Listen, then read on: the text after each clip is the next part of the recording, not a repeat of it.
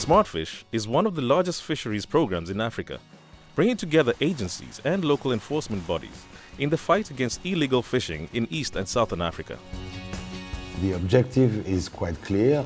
We are here to assist with the management of fisheries, and we're doing that in relation to some secondary objectives that are dealing with regional integration. It's very important for the region to work together, and food security because of the role that fisheries play.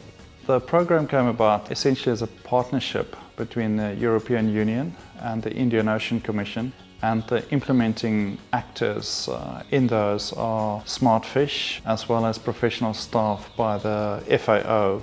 FAO is a United Nations agency specialized in agriculture in a large sense, trying to support a developing country to reduce poverty, to improve food security through a better use of their natural resources.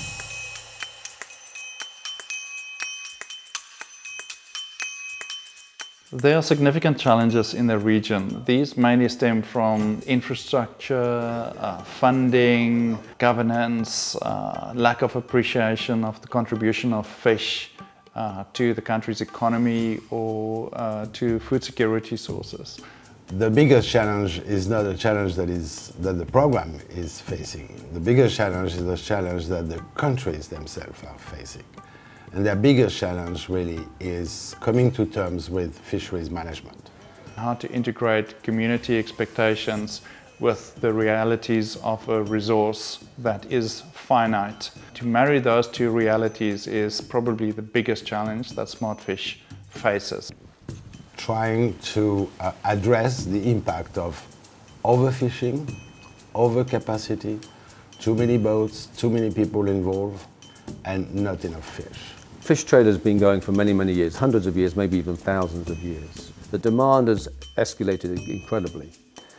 So now we're dealing with a market that is saying, give me as much fish as you possibly can right now, as quick as you can. Now that demand is so high, the resource cannot be renewed quick enough to keep up with demand. So that's when we have to bring in management and MCS, monitoring, control and surveillance, which are basic systems for trying to control how much fish is taken out of that lake and when it's taken out of that lake. SmartFish works in 22 countries in Southern and Eastern Africa. 22 countries populated by 352 million people. In 13 years, they will double. There will be 620 million, meaning that we have 270 million more mouths to feed. We need, first of all, to optimize the way fish is used and is utilized from the net to the plate. In some cases, over 50% doesn't reach the mouth of the consumers. In the region and in the world as a whole, it's putting tremendous strain on resources, and countries need to make some strong statements about this and where resources are going.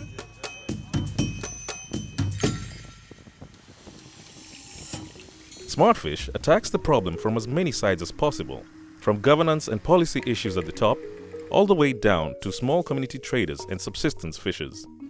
This project is quite innovative in the region. We are addressing those issues taking account all the aspects from governance, management, monitoring, control and surveillance, trade and food security. And the integration of those different topics are giving us a much higher capacity of impact. So I think that the main success of the SmartFish program is really to get people to work together. I've gone through the training for 5 days. I've learned a lot. I've been chosen to be a sub-commander today, and my main mission is to lead my team, which I will be given by the end of the day. After all that has been taught to me in this training, I think I'm confident enough that I'm going to perform.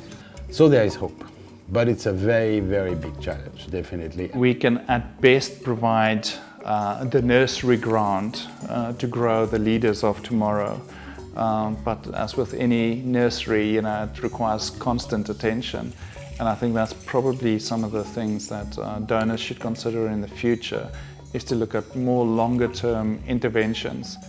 I think the biggest satisfaction is to see people working together, to see, for example, when you organize joint patrols, the Mauritians, the Malgaches, the Seychellois, the Comorians, the people from Réunion Island, going on the boat, working together and making things happen. If we can provide the training and the environment for them to think outside these immediate logistical or financial problems and to find solutions and then see the realization that yes, they can actually make a difference. I think that's one of the best feelings of the job. Many stakeholders have to work together to understand that this resource is renewable. If we just take it easy, go slow, this will last forever and our kids and our grandchildren will have the same resource we have enjoyed. The fish can look after themselves. They only need us to look after the people. It's very challenging, but there are models that work where you can incorporate both.